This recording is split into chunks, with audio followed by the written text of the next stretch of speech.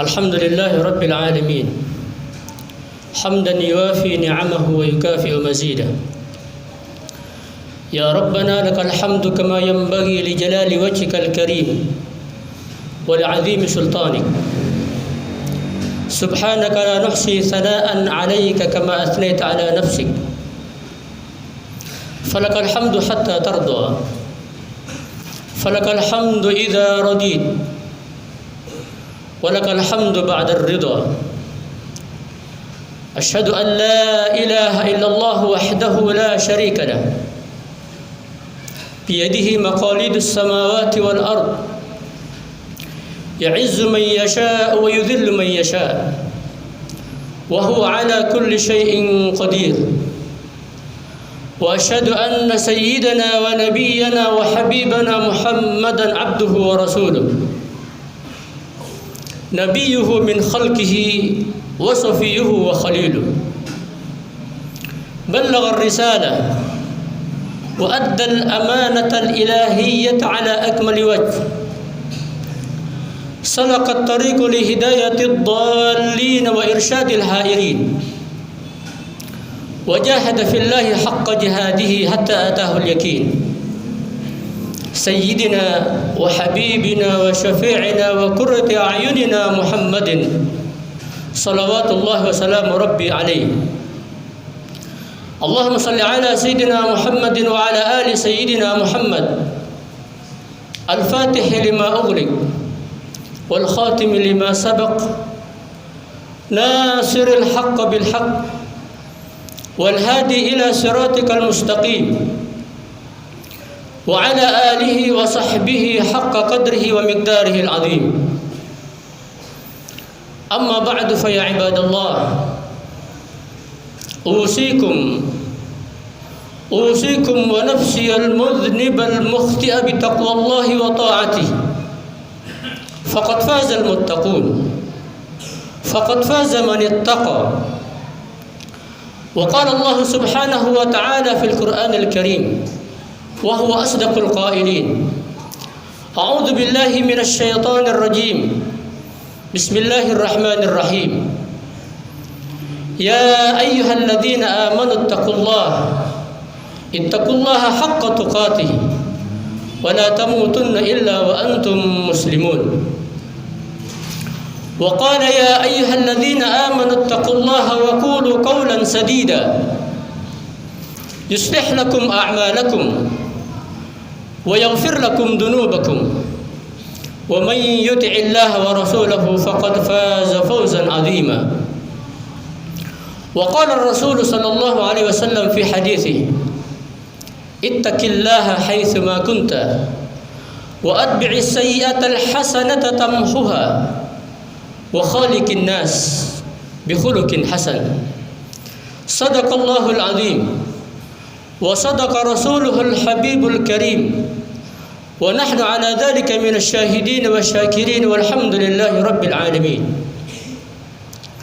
Ma'asyiral hadirin sidang Jumat rahimakumullah. Alhamdulillah tsumma alhamdulillah.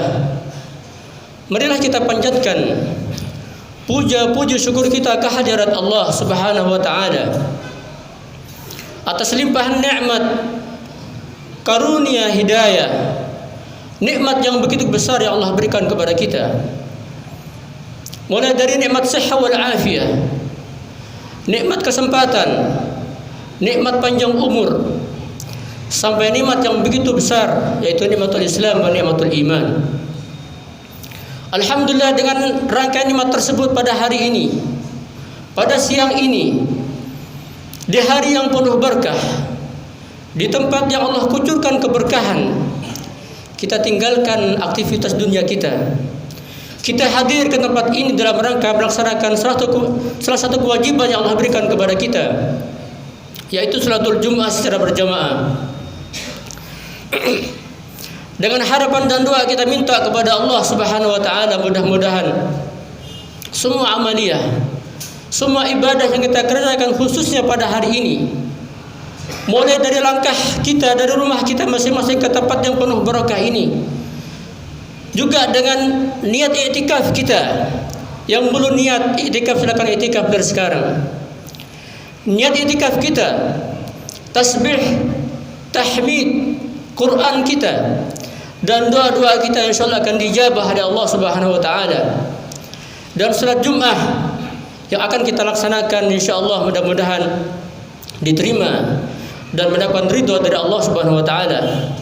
Dan mudah-mudahan semua amaliyah tersebut nanti di yaumil akhir di hadapan Allah akan jadi benteng bagi kita yang menyelamatkan kita daripada nerakanya Allah Subhanahu wa taala. Amin ya rabbal alamin.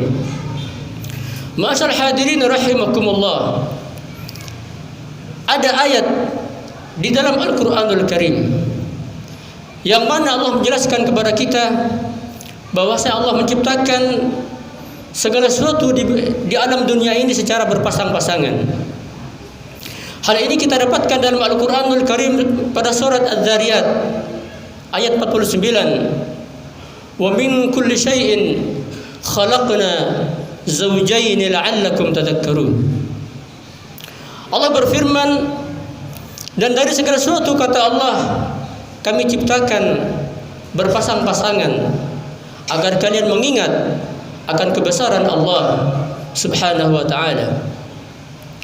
Ma'asyiral rahimakumullah. Kalau kita perhatikan di alam dunia ini, ketika Allah menciptakan langit, maka di situ Allah juga menciptakan bumi. Ketika Allah menciptakan malam, ada juga siang. Allah menciptakan matahari, ada juga rembulan. Allah menciptakan an-nur, cahaya, ada juga az-zulumat, ada juga al-iman, ada juga kufur, bahkan ada dunia dan ada juga akhirat. Bahkan kehidupan yang kekal abadi bagi umat manusia nanti di yaumil akhir. Allah juga menciptakan yang namanya al-jannah dan juga awin-nar, surga dan juga neraka. Di penghujung ayat tersebut Allah berfirman, la'allakum tadhakkarun, agar kalian memikirkan, memahami akan kebesaran Allah Subhanahu wa taala, akan keagungan Allah Subhanahu wa taala, akan kalian tahu bahwa hidup di dunia ini sangat sementara. Hanya sebentar. Ma'asyiral rahimakumullah.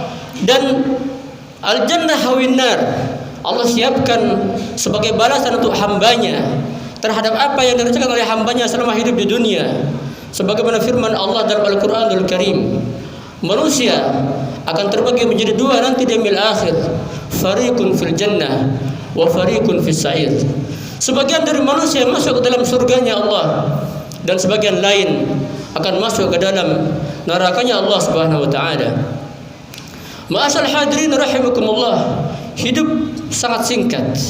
Bahkan Ar-Rasul sallallahu alaihi wasallam dalam satu hadis dan riwayat Al-Imam At-Tirmidzi dari sahabat Abu Hurairah radhiyallahu anhu, Rasul bersabda, Rasul menggambarkan tentang usia umat-umatnya, yang mana kata beliau tidak lebih dari 60 sampai 70 tahun saja kata Rasul. Hadis kata Rasulullah SAW, a'maru ummati ma baina 60 ila 70 wa aqalluhum man yajuzu dzalik.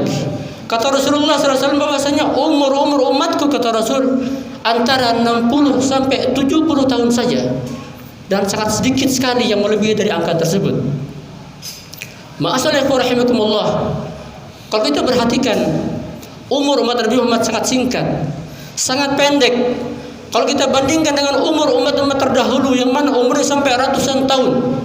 Akan tapi ma'asyiral rahimakumullah, Allah berikan keutamaan, Allah berikan fadilah kepada umat Nabi Muhammad, di mana Allah lipat gandakan pahala-pahala yang kita kerjakan, sehingga nilai ibadah yang kita kerjakan, hidup yang singkat, kalau kita pergunakan dengan sebenarnya, sesungguhnya beribadah kepada Allah, maka nilai pahalanya akan mampu menandingi umur umat terdahulu yang ratusan tahun.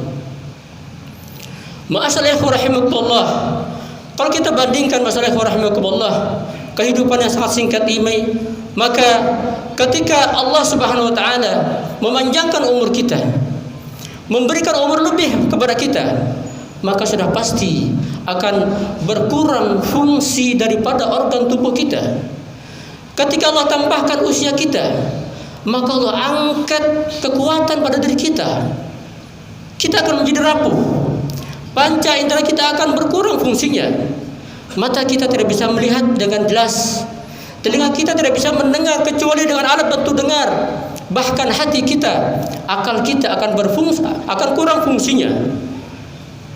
Kaki kita juga tidak mungkin bisa melangkah. Tangan kita akan berkurang kekuatannya. Hal ini Allah sudah menegaskan kepada kita dalam Al-Quranul Karim. Wa man nu'ammirhu nunakkishu fil khalq. Kata Allah Subhanahu wa taala, barang siapa yang kami panjangkan umurnya, maka akan kami kembalikan kepada kejadiannya. Artinya apa? Di saat Allah tambah umur kita, maka Allah kembalikan kita kepada lemah setelah kita kuat. Ma'asyiral rahimakumullah. Pada ayat yang lain Allah berfirman, "Huwallahu Allahu alladzi khalaqakum min dha'f, thumma ja'ala min ba'di dha'fin quwwah, thumma ja'ala min ba'di quwwatin dha'fan wa shaybah, yakhluqu ma yasha' wa huwal 'alimul qadir." Kata Allah Subhanahu wa taala, Allah yang telah menciptakan kalian dari lemah. Kita lihat kita lahir dalam keadaan lemah, tidak bisa berbuat apa-apa. Summa ja'ala min ba'di dha'fin quwwah. Kemudian Allah jadikan setelah kalian lemah, Allah berikan kekuatan. Dari bayi kita menganjak dewasa, kita punya kekuatan. Terus apa kata Allah? Summa ja'ala min ba'di quwwatin dha'fan wa shaybah. Setelah kita kuat, Allah angkat lagi kekuatan kita. Allah berikan lagi kelemahan kepada kita. Ma'asyiral rahimakumullah. Ini adalah gambaran yang harus kita pegang, yang harus kita jadikan ibarah bahwa hidup di dunia adalah sangat sementara. Maka dari itu ma'asyiral rahimakumullah, mari kita pergunakan hidup di dunia yang sangat singkat ini hanya untuk beribadah kepada Allah Subhanahu wa taala. Kita haruskan semua pekerjaan kita, semua apa yang kita lakukan di dalam dunia ini hanya untuk mendapat ridha Allah Subhanahu wa taala. Karena dengan demikian insyaallah kita akan mendapatkan pahala, kita mendapatkan kehidupan yang tenang baik itu di dunia dan juga di akhirat. Dan hati-hati, jangan sampai kita menjadi orang yang al-ghafil, orang yang lalai, kata Allah Subhanahu wa taala. Apa itu al-ghafil?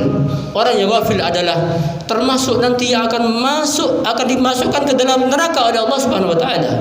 Orang yang lalai adalah orang yang diberikan hati, akan tetapi hatinya tidak dipergunakan untuk memahami akan hukum-hukum Allah. Orang yang ghafil, orang yang diberikan telinga oleh Allah, akan tapi tidak diberikan untuk mendengar ayat-ayat Allah Subhanahu wa taala. Orang yang ghafil, Allah berikan penglihatan mata, akan tapi tidak dipergunakan untuk melihat akan keagungan Allah Subhanahu wa taala. Al-Qur'an menjelaskan kepada kita, "Walaqad dara'na li jahannama katsiran minal jinni wal ins lahum qulubun la ya'qiluna biha wa lahum a'yunun la yubsiruna biha wa lahum adhanun la yasma'una biha ulaika kal an'ami bal hum adall ulaika humul ghafilun." Kata Allah Subhanahu wa taala, "Wa laqad dara'na," dan sungguh akan kami isi neraka, kata Allah. Bagi siapa? Bagi banyak dari kalangan jin dan manusia. Apa ciri-cirinya? Ada 3 kata Allah. Yang pertama, Allah berikan hati, akan tapi hatinya tidak dipergunakan untuk memahami akan hukum-hukum Allah. Allah berikan telinga, tapi tidak dipergunakan untuk mendengar ayat-ayat Allah. Allah berikan mata, penglihatan, akan tapi tidak dipergunakan untuk melihat akan keagungan Allah Subhanahu wa taala. Bahkan Allah menggambarkan orang tersebut, ulaika kal an'am, mereka itu seperti binatang, kata Allah. Bahkan balhum adad, bahkan lebih sesat daripada binatang. Ulaika humul ghafilun, mereka adalah orang-orang yang lalai, kata Allah Subhanahu wa taala. Mudah-mudahan Allah berikan kepada kita kekuatan, Allah berikan kekuatan untuk beribadah kepada Allah Subhanahu wa taala, mengagungkan asma-asma Allah, mengikuti perintah-perintah Allah dan mengikuti perintah-perintah Rasulullah SAW, sehingga kita hidup di dunia dalam keadaan indah dan juga kita diambil akhir nanti kita mendapatkan pahala. Allah masukkan ke dalam surganya Allah Subhanahu wa taala. Amin. Amin ya rabbal alamin. A'udzubillahi minasyaitonir rajim. Bismillahirrahmanirrahim. Wal 'asr.